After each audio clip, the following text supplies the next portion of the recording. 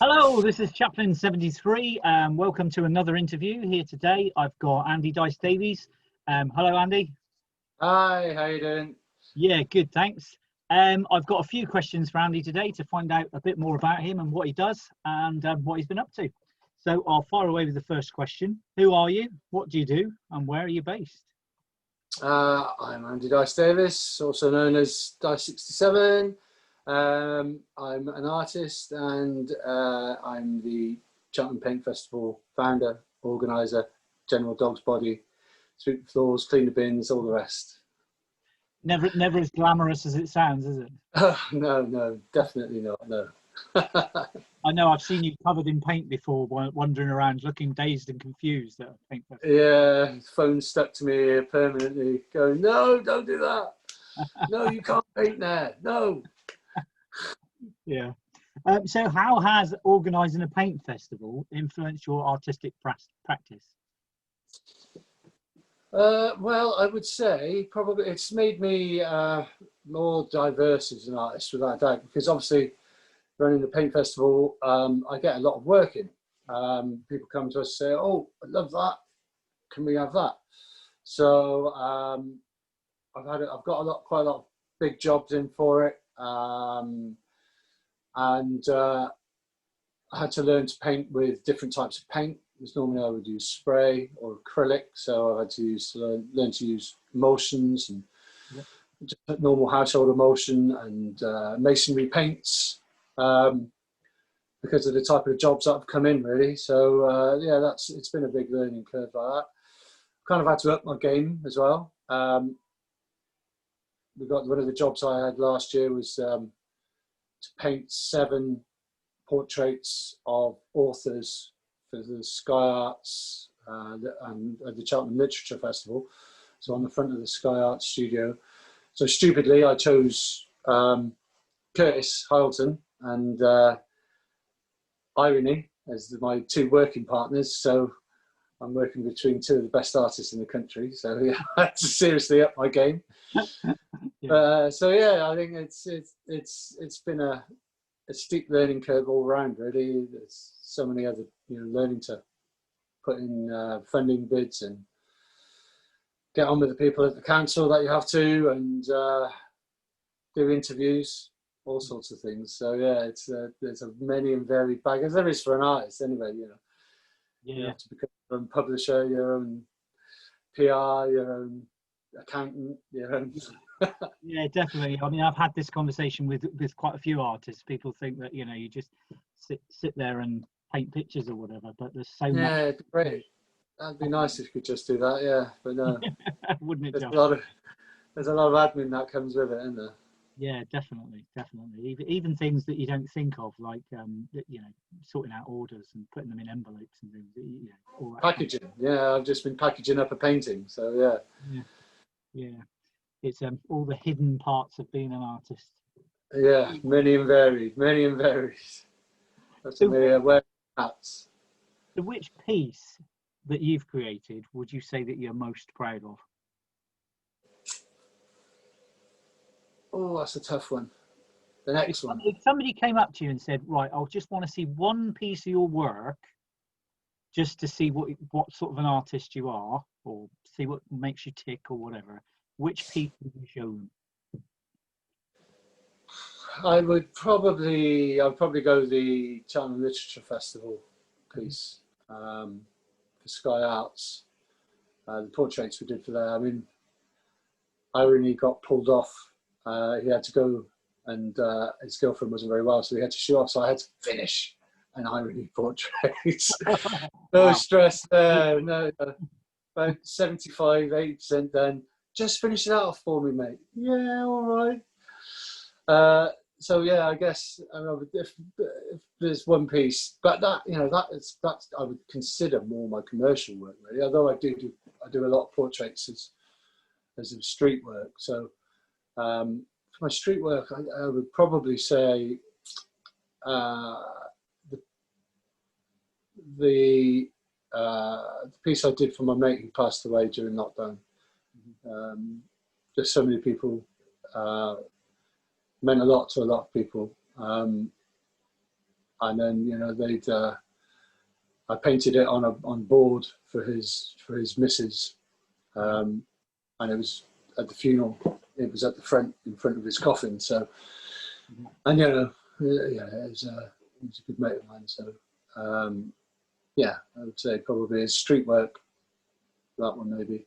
But then again, this one is probably one that most people know me for. So that was what kind of. That one and the one behind your head, I know you for, I think. Yeah.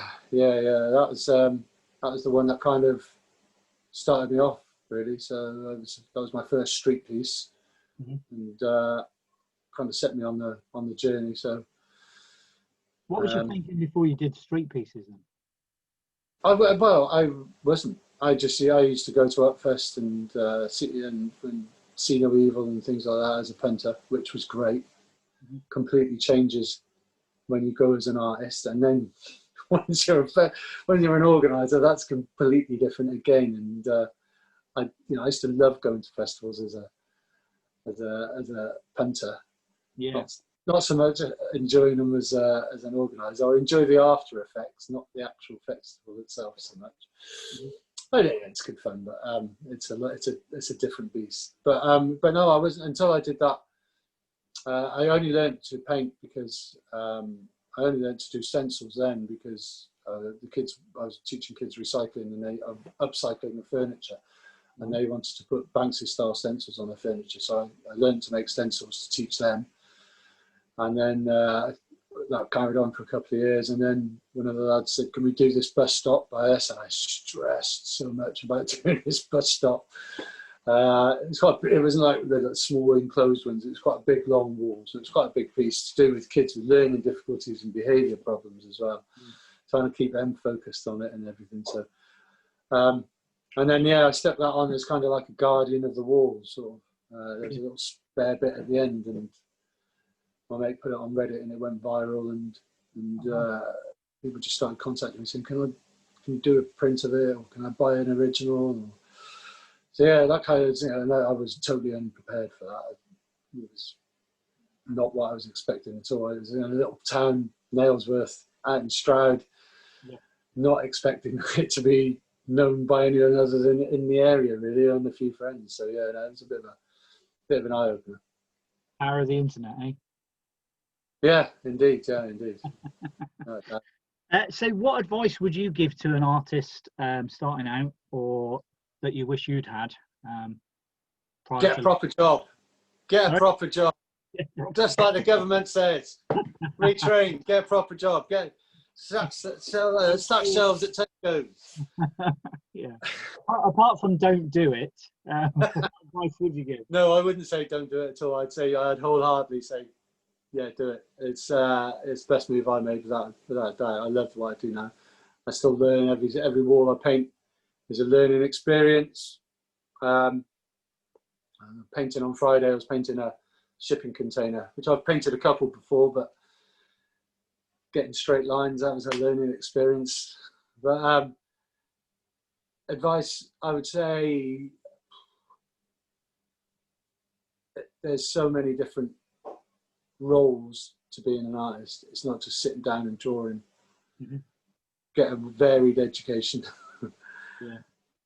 I would go graphic designer rather than fine art. I do a lot of my work on it. As a lot of the work I have, I'm a commercial artist nowadays as well as a street artist. So a lot of the time you get people coming to you and going, "I want something, but I'm not quite sure what I want. Can you paint that for me?" And you've got to tease out from their brain what it is that they want, and then get it down. And you don't want to be spending days and days and days and days doing designs and sending them going, "Oh well, I don't really like that. I want it more like this, or I want it more like that." And that for me is the art of moving into being an artist is the hardest part of it. Really is having to fulfill people's expectations. So yeah. Graphic design, definitely. My mate's he's a graphic designer, and I'd say something to him, and 10 minutes, half an hour later, bang, it's there. I slave away on Photoshop or drawing away for a whole day, and he can just bang it together like that. So for some time and saving yourself a lot of grief, do some graphic design, definitely. Yeah, it's something that I really need to get my head around, really, all the Photoshop and Illustrator, because I just, obviously we grew up in an age where computers didn't exist and graphic design was letraset and things like that. So yeah, it's kind of like very different world. I was quite lucky, really, in that as soon as kind of when Photoshop started becoming a bit more commercially available, I saw it as a brilliant tool to have a laugh with. So I used to spend ages making cards up for my friends and sticking their heads onto bodies and doing all sorts of stupid stuff because I just thought that was hilarious. So that was really helpful. Now, did you know? No, I really taught myself to use Photoshop just because I have a stupid warped sense of humour, I think, really, which has now turned into being sort of quite useful. So that's your advice to somebody starting out as an artist. What would your advice be to somebody wanting to set up a paint festival?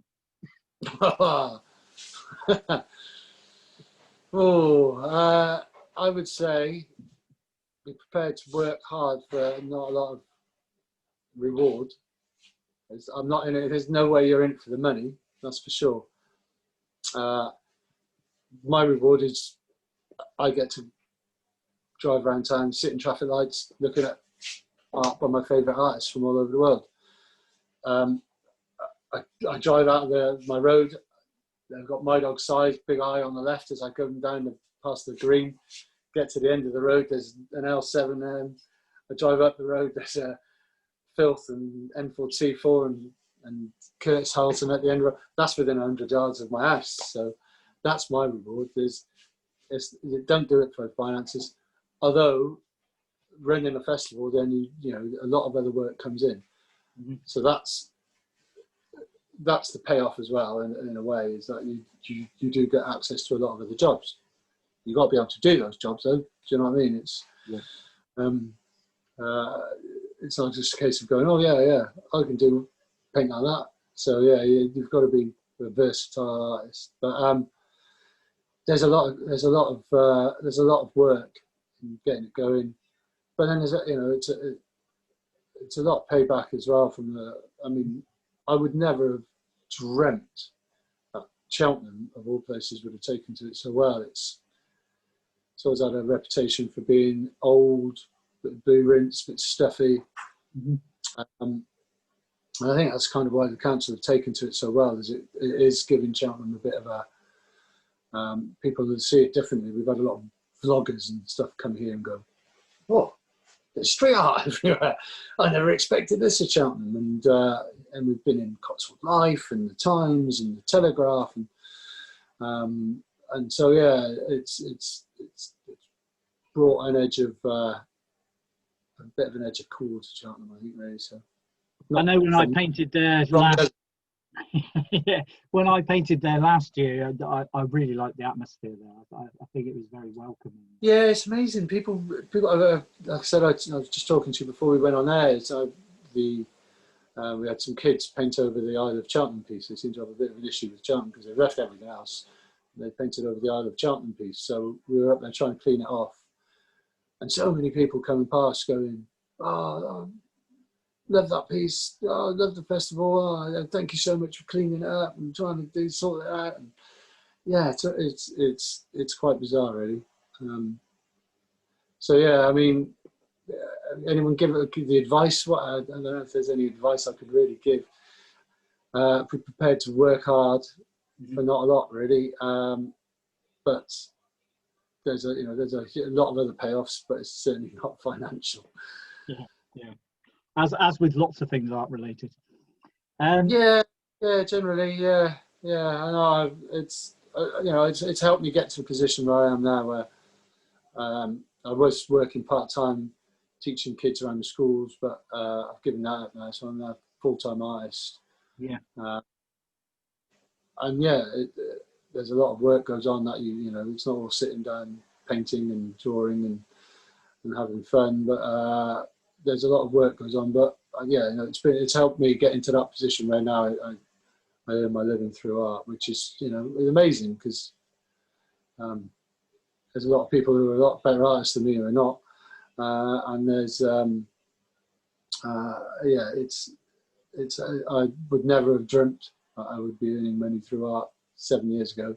You just said that when I was stressing painting that first wall, that I'd be painting on Sky or doing 2-hour live programs on Sky, then I would have laughed at you, to be honest. So yeah, it's been mental. It's been a crazy journey.